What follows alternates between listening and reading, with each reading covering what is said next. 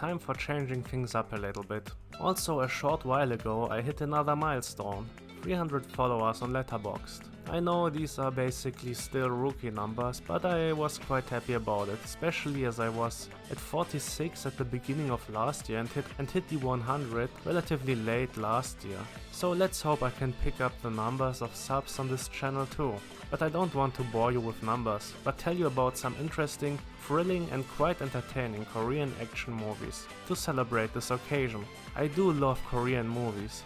It all started back then with Oldboy, which I heard was good, but it really blew me away when I watched it, and soon I wanted to check out more of these fantastic movies from Korea. After having watched a bunch, I also saw some bad ones, of course, but the mix of Hollywood-like production value mixed with the Korean culture, style and mood are just so special and entertaining. In short, you can find a lot of gems there. So let's begin with some great Korean action.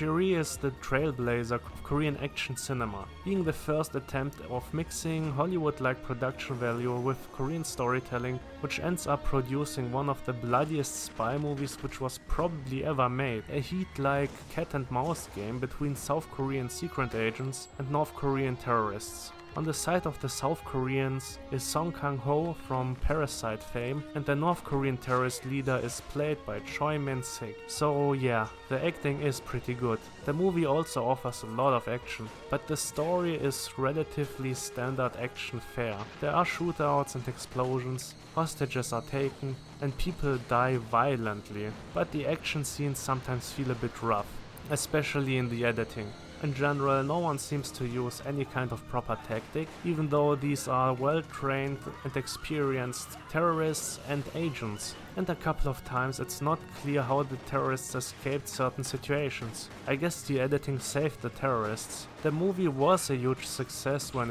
it was released, and paved the way for more Korean movies of this kind, and it is still quite entertaining despite its obvious flaws. Just keep in mind that it doesn't feel as real or visceral as other Korean movies. It is entertaining though, and I did enjoy the watch. It also spawned a TV show called Iris, which seemingly only exists as a abridged movie cut internationally. The series starred Lee Byung-hun, which we will also see later on in this list.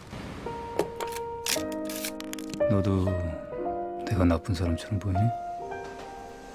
몰라. 감옥이 잘 어울릴 것 같긴 해요.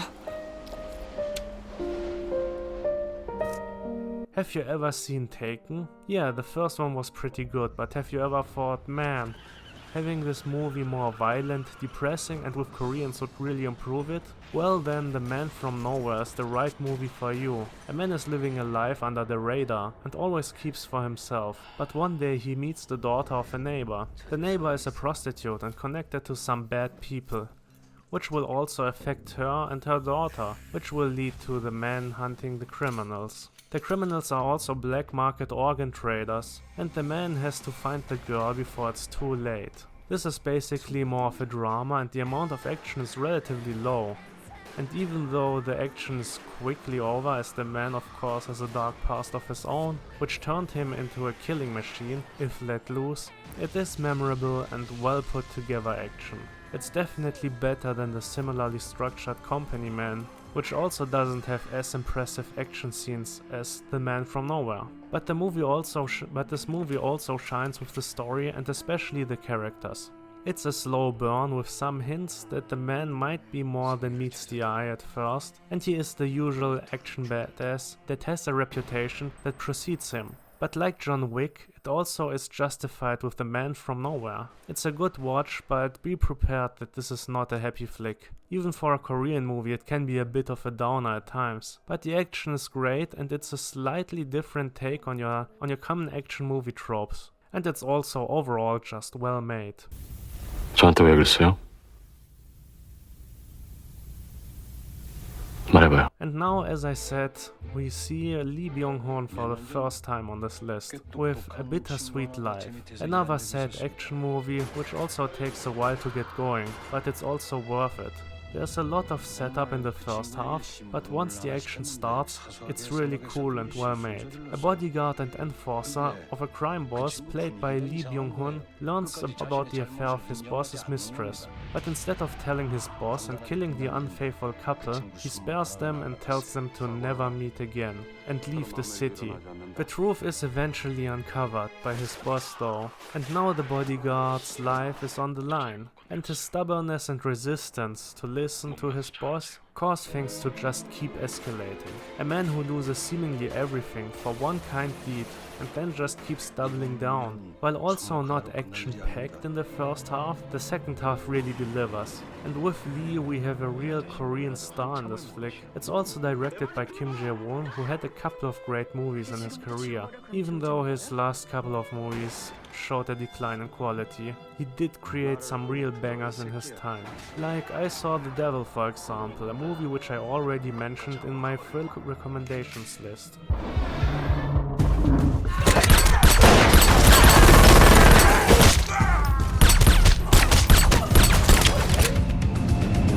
Up next, No Tears for the Dead, another movie by the director of The Man from Nowhere, Lee Jeong-byum.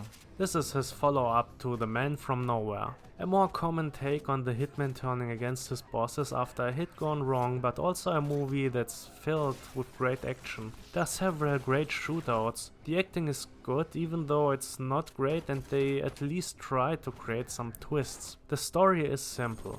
A hitman kills his target at an illegal poker game, but the other participants are also putting up a fight, and in the ensuing shootout the hitman gets wounded. He sees a flicker at the door and opens fire, but when he checks the next room, he sees a little girl that was hit by his bullets. His target brought his daughter to the facility, and now the hitman's next target is the mother. Already depressed enough by what happened, he decides to face his boss and former colleagues, instead of killing the mother as well. As I said, it's not quite as good in the story department as The Man from Nowhere, but they really turned the action up to 11. Which almost completely makes up for the weaker story and characters. The movie does try to make the whole situation sad, having the hitman and the mother often tearing up and giving the hitman a sad backstory. That is revealed in the end, but it's never too sad.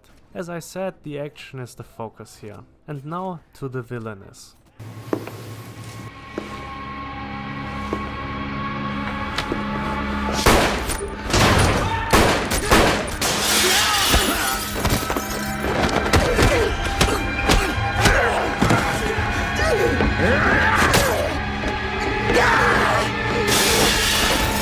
The probably most action-packed movie on this list is the story of a woman that is out for revenge and kills an entire gang, which we see in a long and impressive POV shot. Knives, swords and guns, as well as hand-to-hand combat are involved until the camera pans to the side and reveals that we were following a woman killing all these tough as nail gangsters and kicking all kinds of ass. And that's just the beginning. The woman is arrested, but instead of a life in prison, she finds herself in a facility that changed her face and is training women to be assassins. The hero of the story just qualified for this job by murdering an entire gang on her own. With no better options, well, actually there are no other options, she accepts and becomes an even better killer. She also falls in love with her mentor, and the movie is basically a loose remake of Nikita, even though I have to admit I like this one quite a bit more than Nikita. The action is really great and something you probably have never seen anywhere else before. The bike scenes surely inspired a similar scene in John Wick 3. The story is a bit messy, even though it's a simple story. It's just a bit too confusingly told. The action is the main focus here, and you can really enjoy it. I also just love the simple but really engaging score.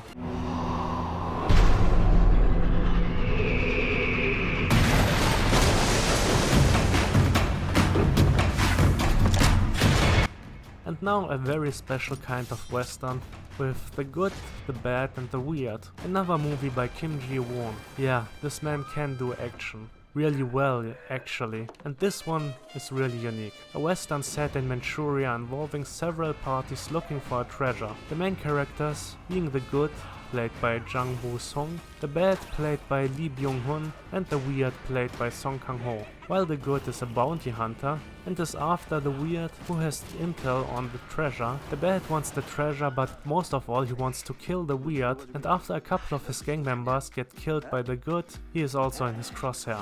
A chase between the three ensues, but soon Manchurian bandits and the Japanese army are involved in the treasure hunt as well. This is another one with a great soundtrack and score. The action is absolutely amazing, and I would say this is the lightest entertainment on this list. It never gets too dark or too sad, and is just so engaging and an overall great time. Just a fantastic western set in the East, and not a dull second to be seen. Great. There are also some great actors with Lee and Song who played their roles perfectly, and while action-filled, it's not as over the top and silly as another western set in Asia, like Sukiyaki Western Django, directed by Takashi Miike. This here is just a very well made movie with great practical action. It's fun, thrilling, good, and a whole lot of weird.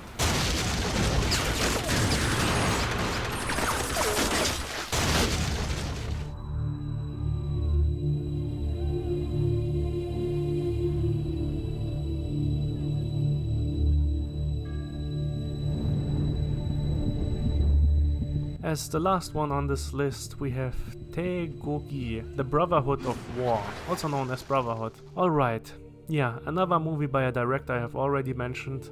The same man who helped make Korean cinema more Hollywood-like in a good way with Shiri, Kang Ye-kyo. Created with Brotherhood, his own Saving Private Ryan. And while not on that level and not the best movie on this list in my opinion, it is an overall solid war or anti-war movie about the most painful chapter in Korean history. Two brothers facing each other on the battlefield during the Korean War. This shows the brother war quite literally, with some impressive action sequences and not shying away from violent scenes on the battlefield. This is a pretty decent movie, which unfortunately suffers from more melodramatic scenes and some bad CGI at times, but it's the best Korean war movie I saw and superior to the director's later war movie, My Way, which had some really dumb scenes, moments and twists.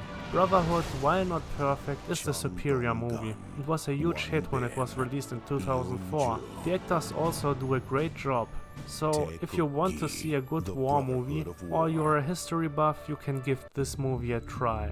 So that's it. I haven't done one of these recommendations in a while, but I thought I'd give it another shot. I hope I could pique your interest in some Korean action movies you might have not watched yet or never heard about, or maybe you want to rewatch one of these movies that I have on the list and just have a good time. Feel also free to post your favorite Korean movie in the comments, or make a suggestion what the next recommendations list could be about.